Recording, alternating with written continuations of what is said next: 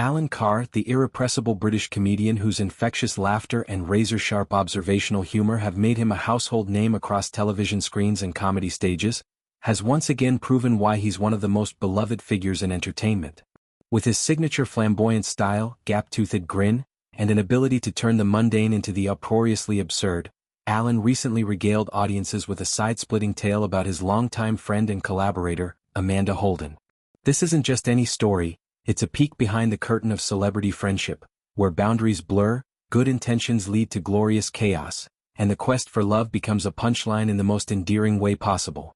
The anecdote, shared during the promotion of their latest joint venture, paints a vivid picture of two stars navigating the wild world of modern romance with all the grace of a tipsy tango, awkward, affectionate, and utterly hilarious.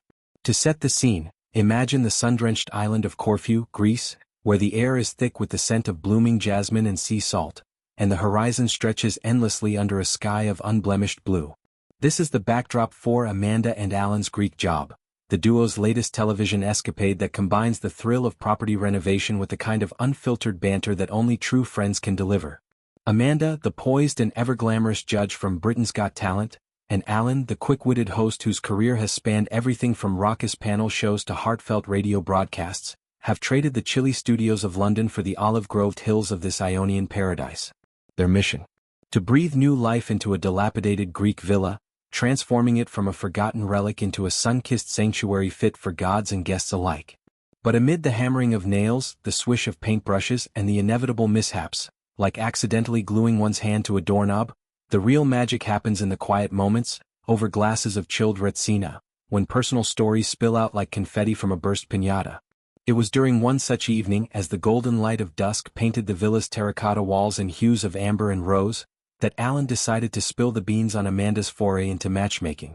Picture this: Alan lounging on a weathered wicker chair with his feet propped up on a crate of fresh lemons, phone in hand, scrolling through notifications with a mix of curiosity and trepidation.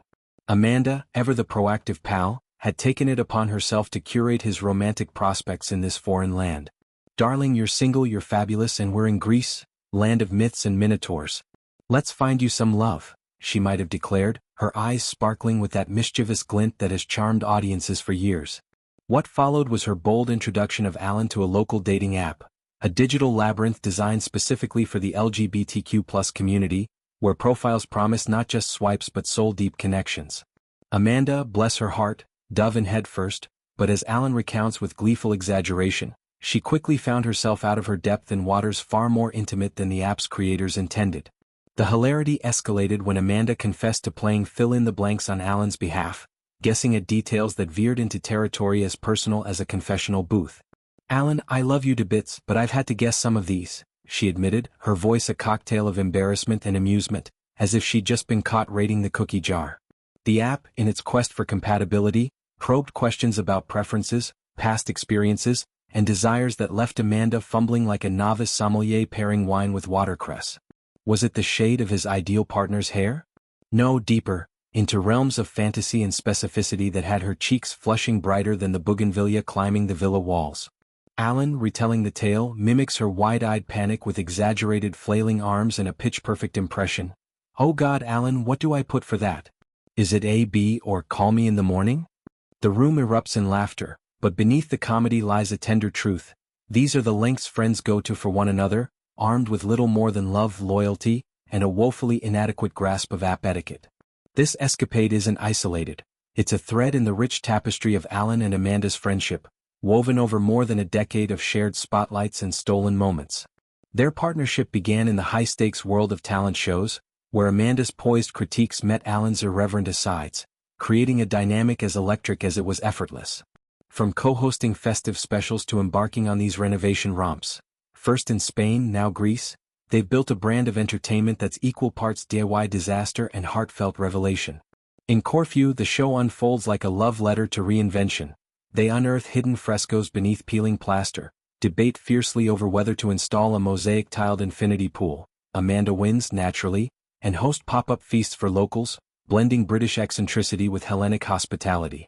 But it's the off-camera confessions that linger, the way Alan admits to feeling adrift in singledom, or how Amanda shares her own vulnerabilities about balancing career, family, and the relentless tick of time. Alan's romantic history, laid bare in snippets throughout the series, adds emotional heft to the levity.